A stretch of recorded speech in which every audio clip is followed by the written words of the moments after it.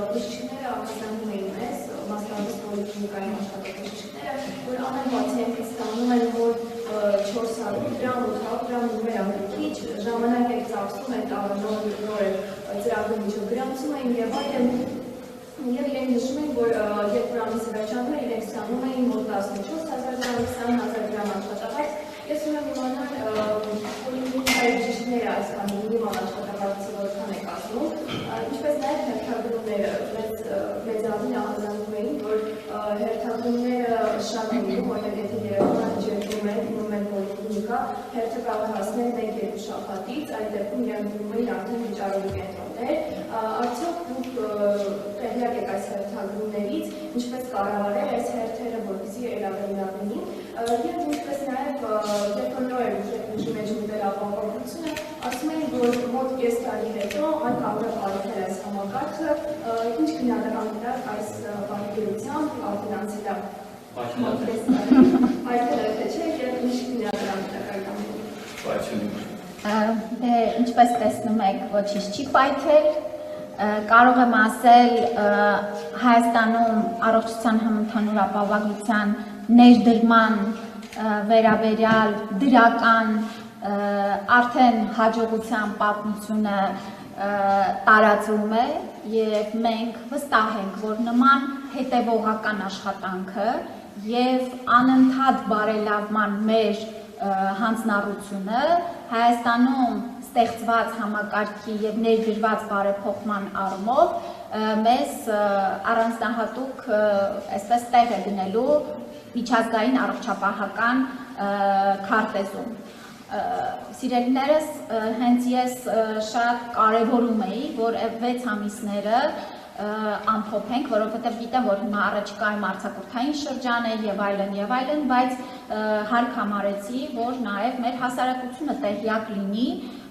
եւ վստահ լինի, որ մեր դրած կառուցակարգերը, մեր ակտուարական հաշվարկները իրենց իրական կյանքում ակտուալությունը ցույց տվեցին։ Իհարկե դեռ առաջին տարին է ապահովագրության ներդրման եւ աշխատանքները նույն տեմպով շարունակվում են եւ շարունակվելու են։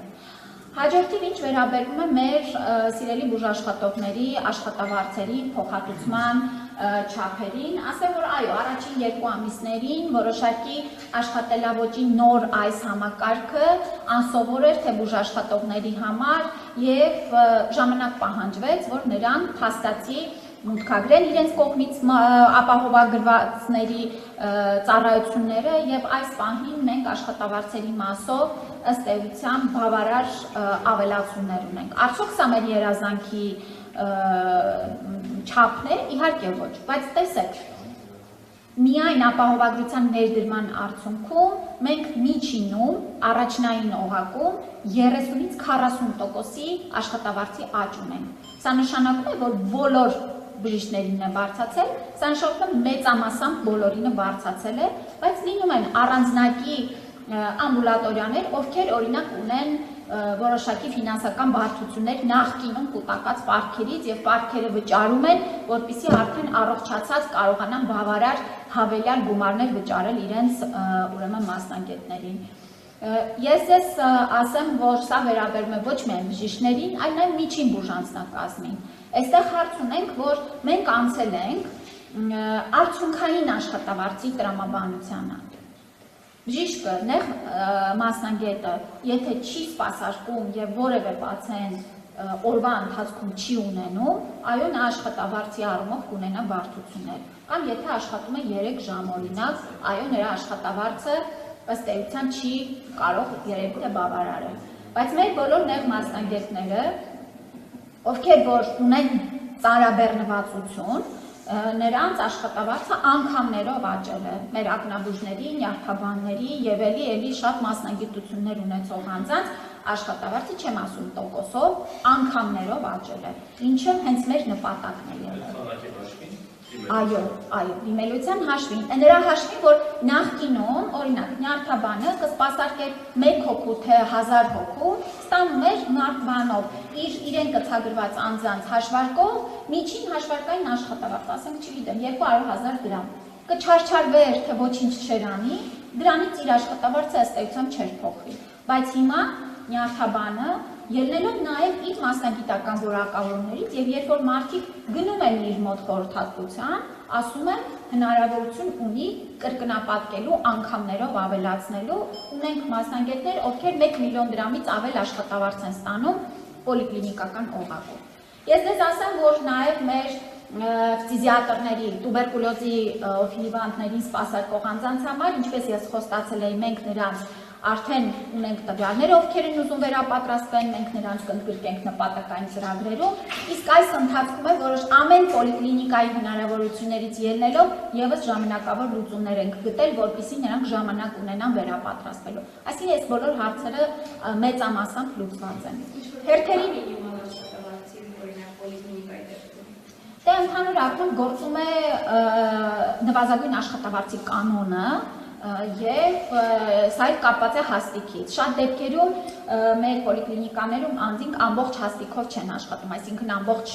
ժամով չեն աշխատում։ Սա էլ է իհարկե ազդում աշխատավարձի վրա։ Այսինքն աշխատավարձի չափը մեծամասամբ կախված է անձինց, թե ինչքան ծանրաբեռնվածություն կունենա այդ անձը։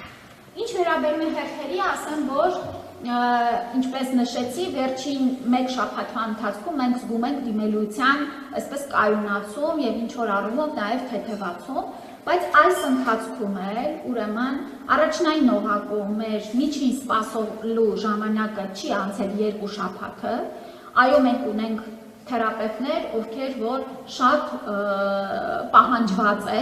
եւ այո նրանց մոտ կարող է անհատ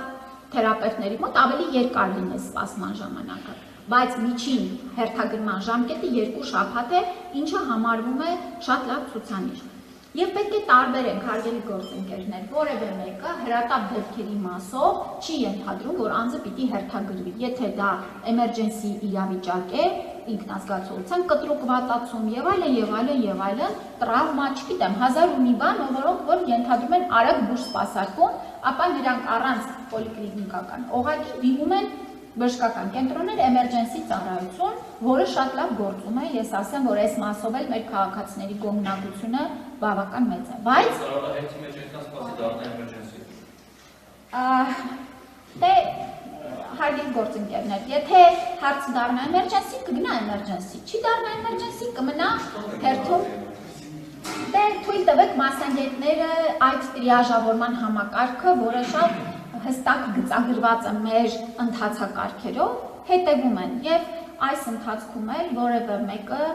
չի եղել, որ էմերջենսի կարիք ունենա եւ չկարողանա այդ էմերջենսի ծառայությունները ստանալ հերթագրման արդյունքում։ Իսկ պլանային բուժօգնության արդեն հիվանդանոցային առումով ելի մենք հերթագրումներ չունենք։ Այսինքն այստեղ եւս անձինք 1-2 շաբաթվա ընթացքում իրենց ծառայությունները ստանում են։